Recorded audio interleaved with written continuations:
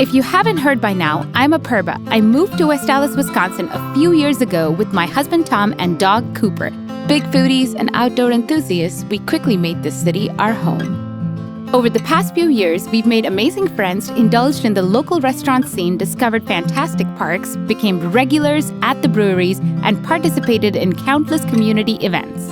This summer, I'm excited to cross off a few more items on my West Allis bucket list, and I'll be taking Discover Wisconsin along for the ride. Oh, and did I mention the mayor will be joining us as well? Oh, hey, Dan. Oh, perfect. I'll see you soon. Hello and welcome to Discover Wisconsin.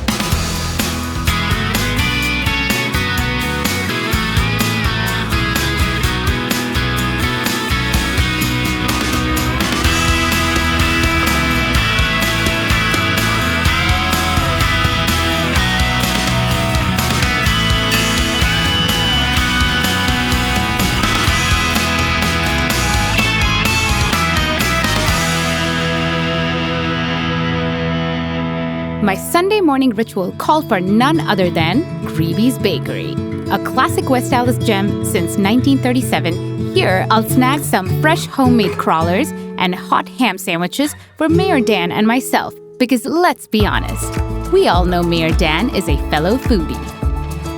I always knew that one of the really special things about this city is the people that live here and how they are just a tight community that looks out for each other, helps each other. It's a really special place. It's 60,000 people, and I think it gives you a perfect balance of just having a small town feel, but yet you're also part of the biggest region in the state of Wisconsin. So I know you and Tom have found a home in West Allis a couple of years ago, and you've been exploring, and I'd like to introduce you to a couple of people that have a similar story. Okay, well, I gotta finish these donuts first, though. Absolutely. Priorities. Hi, nice to meet you. I have 12 years old. I started cooking. The principal things in Peru is the food. You need to eat breakfast, lunch, and dinner together. We are making beef stew cilantro sauce. This is onion, chopped onion. Okay. Garlic. Okay. This is Hey, what kind of tenderloin. Tenderloin. Always I use the best here. Okay. Yellow chili, Yellow Peruvian yellow chili. Only I can get in Peru this little cumin, not too much. The cilantro. There she goes. With beer. Oh, wonderful. I put the half, I drink the half. Cheers. Salud. Welcome to my kitchen. The Peruvian cuisine has a lot of influences from A other lot countries. influences. Can you talk about that a little bit? We have a lot influence because we have a lot immigrants. We have immigrants Chinese, Japanese, African. The chicken pot gratin is French. Okay. The spaghetti green pesto sauce is Italian. Ceviche is Inca, and we have to influence Japanese because we use raw fish. Beans, we put beans here. The beef. Wow, I am drooling. The juices you need to put in this way. Yeah. And we put one garnish top. This is the dish. Gorgeous. Beef stew. What made you choose the city of West Allis to have your restaurant here? People are so friendly. I have one group, the regular customers. Okay. They come almost 11 years. Wow. Every Friday. Incredible. Every Friday. I like it. I'm feeling a family in West Allis. Just on National Avenue, we meet Citlali, the owner of Antigua, who shares a similar story of growing up in restaurants and finding a home in West Allis. I'm originally from Mexico, so I was born in Tijuana, lived there for 4 years, and then my parents moved to central Mexico, to the state of Michoacan. Oh, nice. So we lived in Morelia there, and we moved to Milwaukee when I was 14. Did you work in the restaurant industry back in Mexico, here? So my father was a chef and restaurateur for 50 years, and so was my mom. So ever since I can remember, I've been in restaurants, running around, and it's just, I think it's in me. I'm third generation, and my kids are growing up the same way.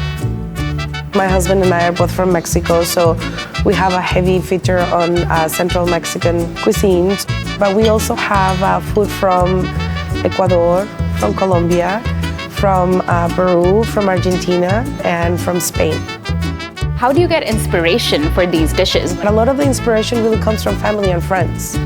And that's how originally Antigua started, because we wanted to feature the food that we were eating at our friend's house that you couldn't find anywhere else. We just want people to come and enjoy the food and have fun.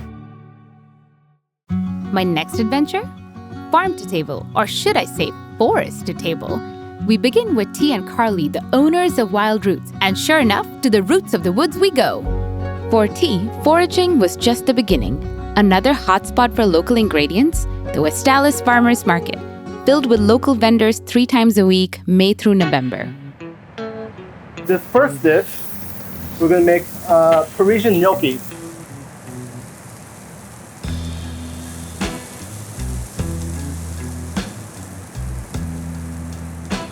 We're going to add some stuff. And then we're going to add just a touch of cream. Okay. And then we're going to take these beautiful morels. Oh yes, the star of the show. The star of the show. And I keep it whole, so let people know what they're eating if they can see it. Right. Oh, wow. And we do this kind of family style, all in one plate. Aside from foraging and local produce, Wild Roots also takes on a little to no waste philosophy. Much of their decor is upcycled, providing a rustic flavor. They also use containers that food is shipped in for drink mixes and dressings. One subcategory of their menu is even titled Nasty Bits. Here's where T truly works his magic, exposing West Allis to delicious delicacies made out of unconventional parts that many cultures utilize in their dishes. From morel musk to brick oven crust, I meet up with Dan and head over to one of our favorite local joints, Flower Girl and Flame, to chat with owner Dana Spandit about the sustainably sourced ingredients for 2 American foods we all know and love, pizza and ice cream. So for our sourdough pizza, we use a women-owned mill in Minnesota. Very excited about it. And for our Detroit style, we use Meadowlark Organics, and they are local to Wisconsin. We have 4 beehives. We get about 450 pounds of local honey each year, and we're able to put that on our pizzas, in our pizzas, and we get all of our flowers for our weddings at the West Allis Farmers Market, along with everything that's in season. So before I'm placing an order anywhere, we're heading down to the market just to see what's going on. In the summer months, we have 4 raised beds on the front of the shop, and so we get the majority of our herbs from there. We are growing tomatoes. And in the winter months, we have a hydroponic garden that lives indoors that we get the majority of our basil from. We have an ice cream shop here called Everyone's Ice Cream. So we do ice cream flights and little egg cartons, and you can have 6 different flavors. And we're currently utilizing 5 different small batch craft ice cream makers around the city. It was also really important to us to have a menu that's inclusive of all dietary restrictions, as well as inclusive of all people that walk through the door. Honestly, we were unsure what us kind of coming out, waving flags and all that was going to do. And the response has been overwhelmingly positive for us. Just saying, hey, we're a safe space, and people have responded really, really well to that. West Allis is awesome. It just has been such a beacon for local business, and we're very happy to be here. Speaking of summer treats, Dan and I had one more flavorful adventure on our agenda for the day. I was 24 years old, sitting in a cubicle, and I wanted to be a cool chef or a restaurant owner. And so I just kind of wanted to do it for fun as a side project. The first year I rented a kitchen. I bought a popsicle recipe book that was probably made for children. And now entering year 10, we have 70 employees. We have a culinary director, a catering person. We have over 100 flavors. They rotate all year long. Right now, the rhubarb is one of my favorites. It begins and ends with just really great high quality fruit and fresh fruit. We don't buy anything frozen. From there, we make our own simple syrups. So we have, 8 different flavors of simple syrups. One of my favorite things is that this shop is completely staffed with young people that live in West Allis. They ride their bikes here, they walk to work, their parents come and visit them. It's not all about selling things for money. Yeah. We just want to be a good community member. We want to get back when we can. We hope we're still here for a long time. Yeah. After a summertime's worth of West Allis' best bites, Dan and I were ready to explore the sports scene and work off the calories. And of course, put them back on at the Bread Peddlers. Here we meet infamous biker-baker sister duo, Sam and Skylar Schneider, 2 professional cyclists whose athletic abilities are only rivaled by their breads. Lucky for us, we have world-class athletes in West Allis, and we also have the tour of America's Dairyland going to West Allis. Tour of America's Dairyland is 11 days long. It's the longest race series in the whole country and attracts riders from around the world. So to have everyone coming to our hometown to be able to do such an iconic race is really special. I had just moved to Spain, and one of our morning activities before riding was getting to the bakery to get bread so that it was there when we would finish riding. So I came home and really wanted to make my own fresh bread because it was hard to find. And so I started a bread club baking for friends and family. But then she had the idea to open a bakery. Cooking's always been my love language, so now to be able to bake for strangers that have become friends is really special, and to be able to put smiles on people's faces is a really nice feeling. I always say the more I travel, the more I love home, so yeah, really proud to be from West Allis. A briefing on bread and biking, we were ready to hit up our next destination, where the love for things on wheels continues with Lisa Coons, the owner of My Aunties Kitchen food truck and transaction skate shop. I remember when I was younger, I went to my first skate shop and I was so intimidated going in there. I was like, what, a 12-year-old young girl. And everything was in cases. I had to ask for things. Here, you can just take your time and casually look at the images and see which one you like without feeling pressure to buy anything. You've been here 8 years. What have you seen change from when you first opened? Younger girls actually are coming. It starts around 6 to 8, that little, yeah. And you're just a couple blocks from the skate park here in West Allis? Yeah, we're 3 blocks away. 3 blocks away. I'm assuming you're like the repair shop for the neighborhood. Yeah. They can come freely use our tools at no charge. We do have parts piece by piece, so they don't have to buy a brand new skateboard all at one time. And then we also have snacks and drinks for them. Nice. It's kind like of a a neat family, community, a little yeah. community, yeah. It's cool. It Skate Mom, actually. It was cool. It was really cool. Yeah. Are you guys ready to skate? I'm trying to control the city's healthcare costs. I'm trying. You got this. That's the wind. That's the wind of West Allis. Moving me forward. Yeah. They see me rolling. A lesson in skateboarding was in order, but I was ready to get back to what I know best, the food scene.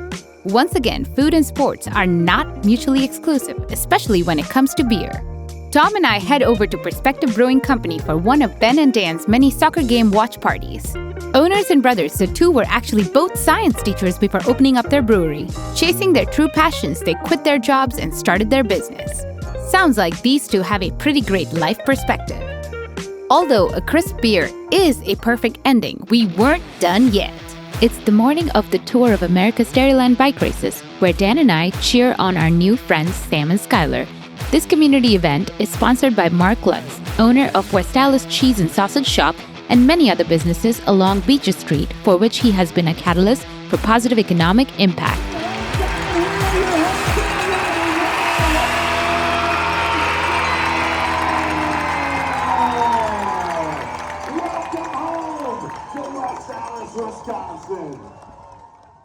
We couldn't leave West Allis without a little history lesson. Today we head over to one of Wisconsin's smallest breweries, Layman Brewing, to chat with Kyle, the head brewer. One thing that started this all was my great-grandfather. He left us a very cryptic message, or a cryptic recipe, I should say. And as we kept digging, we realized he wasn't just making beer. He was probably making beer because he was also distilling a lot, quite illegally.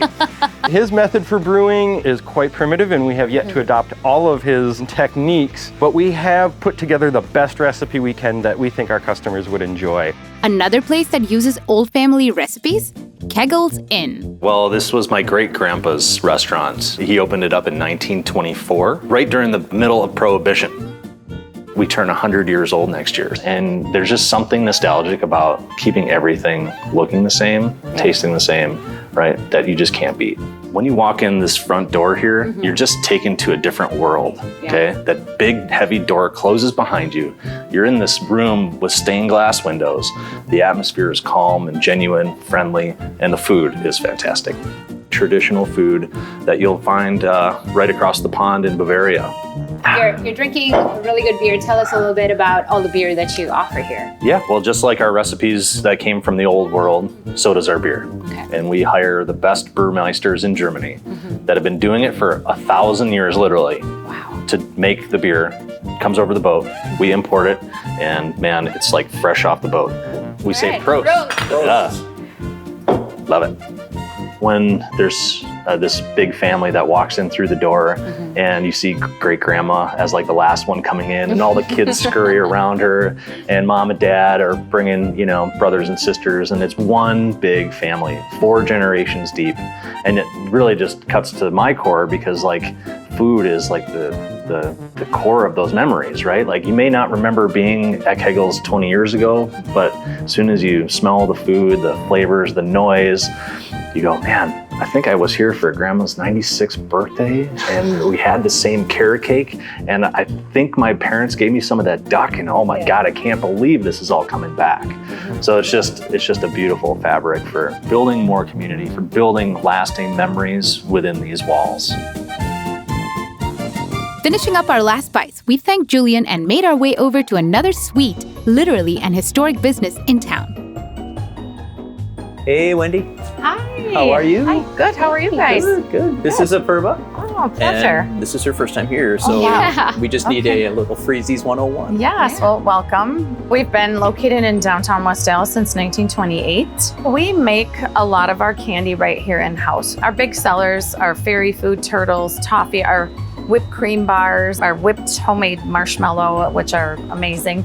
And then our non-pearls are another really popular item. Cheers! With a bag of goodies in hand, Dan was on dad duty, but I couldn't resist the wafts of some great barbecue cooking just next door at Gby's. Gby's is one of my most favorite restaurants in West Allis, and I'm so excited that you're gonna give us a little bit of a sneak peek in the kitchen. Shall we get started? Let's do it. One of our most popular dishes here at the restaurant is our smoked brisket.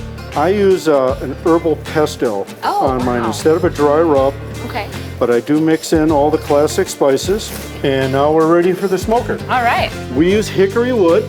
And how long is the smoking process? 12 to 14 hours, depending on their size. Okay. Over here, we have one brisket that is ready. Okay.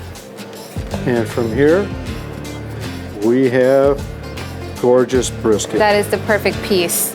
Big hit with our customers. I can see the effort, the smoking, the hours spent on it. It's absolutely delicious. Although it doesn't have a long history, it's possible that Gby's is the start of a new legacy here in town. But for now, we end where we began, Gby's Bakery. Gby's has been around for 86 years. Okay. My great-grandmother, Grandma Irene, she and her husband were traveling musicians actually out in New York. So they came back here, settled down in Wisconsin, making butter horns actually for the PTA. And that's kind of how the Gby's story started. So back in 1937, that's when Gby's started.